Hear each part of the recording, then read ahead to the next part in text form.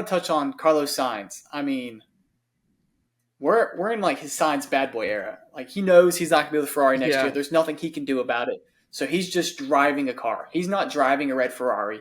He's driving a race car to win. He doesn't care about anything. And I think it's going to be, honestly, his best season, maybe. He got the win last year, but I mean, we could see a lot of podiums from Carlos Sainz just because I don't think he cares. He's just racing the hell out of any machine, whoever gives him, to prove to himself that, hey, I'm still a top race car driver in the world, and I'm going to land a spot, and you're going to regret letting me go.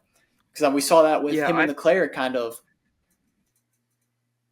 Go yeah. ahead. I think he has his eyes set on that other Mercedes seat right now. Their junior Kimi Antonelli, I think, is going to have a great year in F2, but I would not be surprised if Sainz replaces Hamilton. They just do the swap for 1 year, then he moves to Audi or something. But he's auditioning for a seat right now, and I definitely think he'll have a seat next year. It's just which one will it be? And he and Leclerc, I think, are two very, very good drivers. Obviously, being a Leclerc fan, I'm going to back my guy and say I think when they're both on, Leclerc is faster. But Sainz is not far off. He's an exceptional driver, and he showed that today. Made some great moves on Russell and on Leclerc at the start of the race. So Yeah. props to Sainz. Definitely deserved the Driver of the Day award that he got, and a good start for Ferrari, although they didn't show up to the podium for him, which is kind of sad, but they did congratulate him after the race at least. But it's a bit weird. He got out of the car and there was no one there.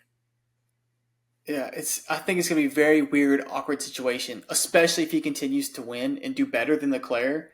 It's gonna be very awkward in the clubhouse. Yeah, the Ferrari's clubhouse. But yeah, I mean, we could see him kind of just have an unexpected year, perhaps. And but that wasn't the only kind of teammate battle thing we got with Ricardo and Tsunoda. I mean, that was there's it's been race one. We've already had two kind of heated teammate moments. So I mean, that's just wild.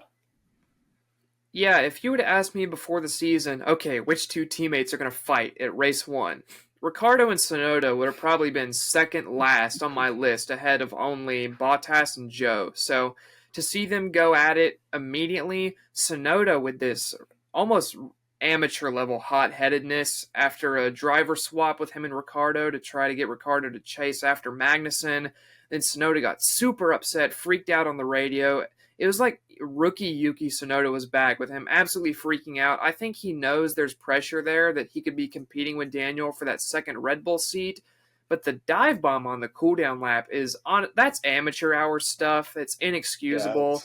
If he would have taken out Ricardo after the race, that's a ton of money for RB to have to replace. And now in the cost cap era, a team that's in the midfield flat out cannot afford that. So Yuki better yeah. figure this out, because if he keeps driving this hot-headedly and can't get a check on his emotions, I think no matter how outright fast he is, he's never getting promoted to Red Bull driving like that, because they don't want to deal with a driver like that alongside Max.